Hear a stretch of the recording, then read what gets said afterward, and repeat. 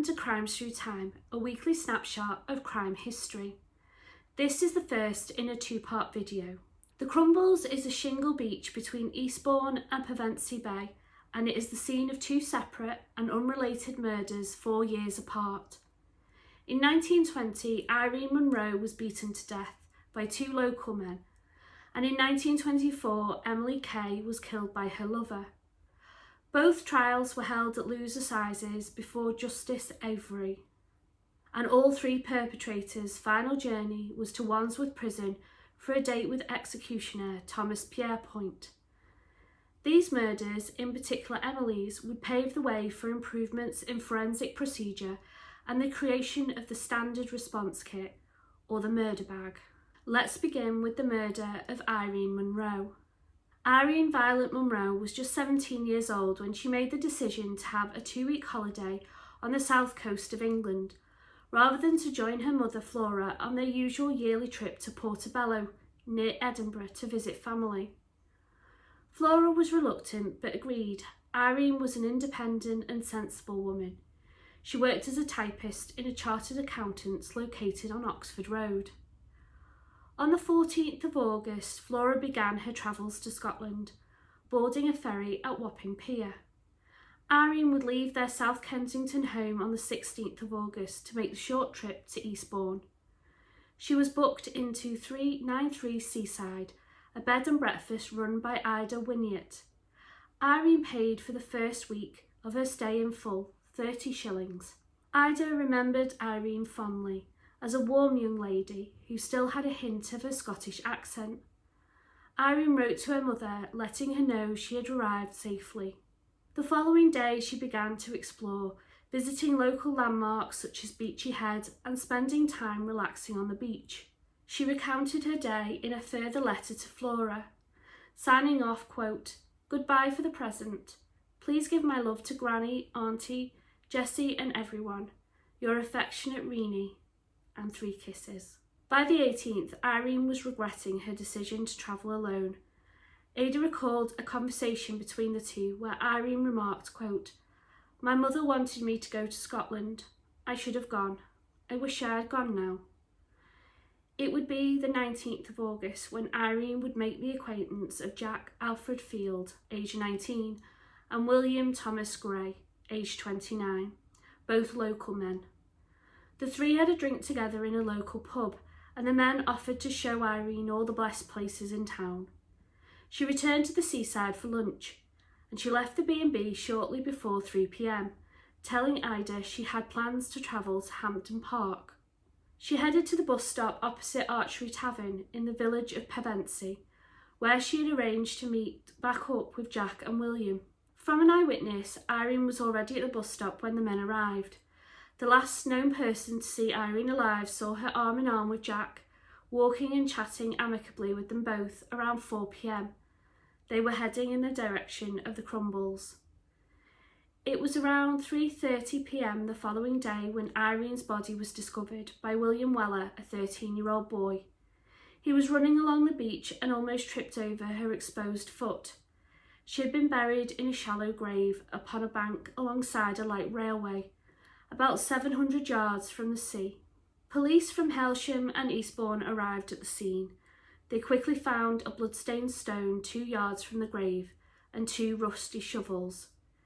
The grave was very shallow. The shingle covering her was just 3 to 6 inches thick. Irene lay on her left side, her right leg and left arm extended. Her left leg was bent beneath her right, and her right arm was folded across her chest. A coat had been laid over her body and a hat placed over her face. The area was cordoned off and a forensic investigation conducted, which concluded that evening. Irene was removed and taken to Eastbourne Town Hall. Ida informally identified the body, and the official identification came on the 22nd of August, which was made by her aunt. Chief Inspector George Mercer was dispatched from Scotland Yard to Eastbourne to oversee the investigation. William and Jack had spent the evening of the 19th of August at the Albemarle Hotel in the company of the 2 barmaids who worked there, purchasing drinks for them and other local women. They also visited the Eastbourne Hippodrome, where Jack was able to pay back the men from whom he had borrowed money weeks prior, all with money taken from Irene. The newspapers began to report on Irene's discovery on the 21st of August. That morning at 10:30 a.m, both Jack and William went to the military camp near Eastbourne. They hoped that they could re-enlist in the army. A post-mortem was carried out. Irene had been dead around 24 hours before she was discovered. She had been severely beaten around the head, with such force that both her top and bottom jaw had been broken, and several teeth had been knocked out or damaged. She had a fracture wound to her cheek that extended to her temple. The first blow likely rendered her unconscious. The cause of death was damage to the brain. However, it would have taken nearly 30 minutes to have succumbed to her injuries. There was no evidence of any intimate assault. It now became vital to put together a timeline of Irene's movements on the 19th of August and find those that she had come in contact with. Ida told them of her plans to go to Hampden Park. The police canvassed numerous hotels, public houses and tourist attractions in the area. One of those hotels was the Albemarle. The barmaid, Dorothy Ducker, told the police about Jack and William, Billy as they called him. The two men had been drinking at the hotel on the 19th. Both were broke and had asked her to serve them a free drink, which she had declined to do. Around 2:30 p.m. they prepared to leave the bar. She recalled Billy saying, quote, "Very well, if you wait until the evening, we shall have much more money by then." And to her surprise, they returned that evening and they were flush. They drank expensive bottled beers and smoked Turkish cigars, splashing out on drinks for others in the bar and for the barmaids. Dorothy remembers that Billy's hands were, quote, "filthy dirty." His explanation was that Jack had pushed him in the sea a few hours earlier. She was also able to provide descriptions of the men on that day. William or Billy was wearing a herringbone suit and Jack wore a dark suit with a cloth cap. Police found many witnesses that saw Irene in the company of two men. 5 labourers who were working on the Crumbles that afternoon. They saw Irene walking along the light railway line. She smiled at them warmly and stopped to stroke a stray kitten before continuing on with her 2 companions. They couldn't give many details on the men, other than the one that, walking arm in arm with Irene, was carrying a stick with a dog-head metal ferrule on one end. Frederick Wells came forward to Chief Inspector Mercer. He had also seen Irene in the company of the men. They were climbing under a fence around 50 yards from the railway track and the shingle. The young man was carrying a yellow walking stick with a bulldog ferrule. But this witness had seen Jack around Eastbourne in the preceding 2 weeks. On the 24th, Mercer took Frederick into Eastbourne and he was able to identify Jack as the man he saw with Irene. That afternoon, William and Jack were arrested on suspicion of murder. They were interviewed at the Latimer Road police station. On the way, Jack remarked, quote, "We have been expecting this, as we both wear grey suits." They gave their accounts of their movement of the 19th of August.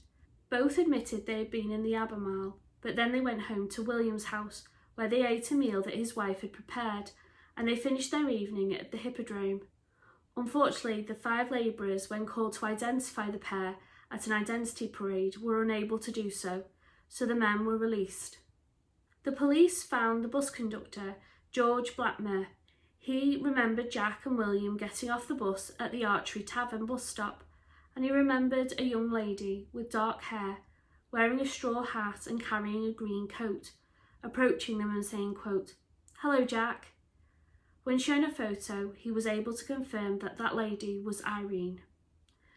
There were many eyewitnesses that placed Irene, Jack and William together on the afternoon of the 19th of August, very close to the time of the murder and near the crime scene. Then the police heard that both men had approached a local servant girl called Hilda Maud Baxter to help fabricate an alibi, wanting her to make a statement that she was with them all afternoon in Pevensey. When Jack's home was searched, the distinctive walking stick described by the witnesses was recovered, along with the cloth cap. William's clothes were also found at his home. They were rearrested and charged with murder on the 4th of September 1920. When Jack was informed by Inspector Mercer, he said, quote, "You have had my statement, and you are no man not to believe it. I kept quiet before, but I shall not this time. I have told you the truth." An inquest was convened on the 6th of September into Irene's death. The jury returned verdicts of willful murder against both men. They were remanded to Maidstone Jail. The trial started on the 13th of December 1920 at Lewes Assizes. Mr Justice Avery presided. Jack and William both pled not guilty, and the trial lasted 5 days. Dr Cadman, who examined Irene at the crime scene, testified for the defence. His initial estimation for the time of death was that she could not have been killed before 11 p.m. on the 19th. This could put the men in the clear, as they were seen at the Hippodrome. It all hinged on some blood that come from Irene's nostril when she was moved to the mortuary. If she had been dead for 24 hours, the blood would have expected to be congealed. Dr James Adams testified for the prosecution. He was the doctor who conducted the post-mortem. He was certain that the time of death was between 3:30 and 5:30 p.m. and that the blood from the nostril was actually serum, stained with blood. They also brought a third medical opinion to testify, Dr Reginald Elworthy. His testimony matched Dr Adams, and he added that had Dr Cadman measured the internal body temperature at the time of the discovery, he might have been able to be more precise with his findings. The barmaids Dorothy Ducker and Elsie Finlay testified about the events of the Albemarle Hotel, along with many witnesses that placed the trio together. Then Hilda testified about the plans for the false alibi, along with her employer, who stated that she had worked the whole of the afternoon of the 19th. William chose not to testify, but Jack did take the stand. As with all cases I have covered, he was more of a hindrance than a help for both the men's cases. He admitted they had money, saying it was their unemployment payment that they had received in the morning of the murder. So why were they so broke in the morning? No answer. He was adamant they had never met Irene. They had gotten off the bus at the Archery Tavern, but that was to attend a nearby circus, arriving there around 2:45 p.m. They had not been near the Crumbles. He stated that he had tried to re-enlist in the army on the 21st, but that was because of their unemployment benefits wouldn't continue forever, and they hadn't found any employment opportunities. When challenged with all the eyewitnesses and their testimony, he insisted they were all wrong, it wasn't them. But when asked why he couldn't produce anyone who could confirm their whereabouts, surely someone would have seen them at a circus, he conceded it looked suspicious, and that is why they had chosen to approach Hilda, because they knew they didn't have an alibi and wouldn't be believed. Then a prisoner from Maidstone Jail took to the stand. William had confessed that, quote, he had been with the girl almost to the hour the murder happened. He didn't confess to murdering Irene, but he knew she had been killed, quote, by dropping a stone on her head. Another prisoner testified that he had been asked by William to say he saw them at the circus, or that they had seen Irene with a sailor. The wardens testified that they had seen William talking with these prisoners. In closing arguments, William's defence counsel, Edward Marshall Hall, asked the jury to consider the testimony of Dr Cadman. Could Irene have been murdered much later? After all, she must have screamed, but no one reported hearing her. He also stated that it was unlikely that Irene, a quote, ladylike and educated young woman who was fastidious as to her choice of company, would have known better than to spend time with Jack and William, two unemployed, unambitious and heavy-drinking men. On the 17th of December, Judge Avery instructed the jury that both men were jointly charged with murder, one of the defendants aiding and abetting the other. It was immaterial who was the actual murderer. They were both equally responsible. Deliberations lasted an hour and both men were found guilty, but they found no premeditation, so recommended mercy. Both Jack and William blanched at the guilty verdict, Jack grasping the dock rail to steady himself. Justice Avery passed the death sentence against both men. Quote, Jack Alfred Field and William Thomas Gray, you have been found guilty of a foul and brutal murder. and the defence you have concocted has been demonstrated to be untrue. My duty is now to pass upon you the sentence of the law. The motive for Irene's murder was certainly robbery. The men had met in June 1920 and both had a history of opportunistic petty theft. Over the 2 weeks before the murder, they had been befriending and robbing tourists. It is likely that Jack hit Irene across the face with his walking stick when she refused to hand over a handbag, which contained £2 and 10 shillings. Then William picked up the rock and delivered the fatal strike to the head. Appeals were lodged for both men, as was the procedure for death sentence cases. They were heard on the 17th and 18th of January 1921. Essentially, both blamed the other. Jack left William and Irene alone on the Crumbles, and when he met up with William much later, he admitted that they had quarrelled and he, quote, stunned her and buried her alive. William denied ever meeting Irene. He stated he left the bar at 2:30 p.m. and headed home. He met back up with Jack at 6:40 p.m. Irene had taken offence to something Jack had said and slapped him, and he hit her in return, knocking her out.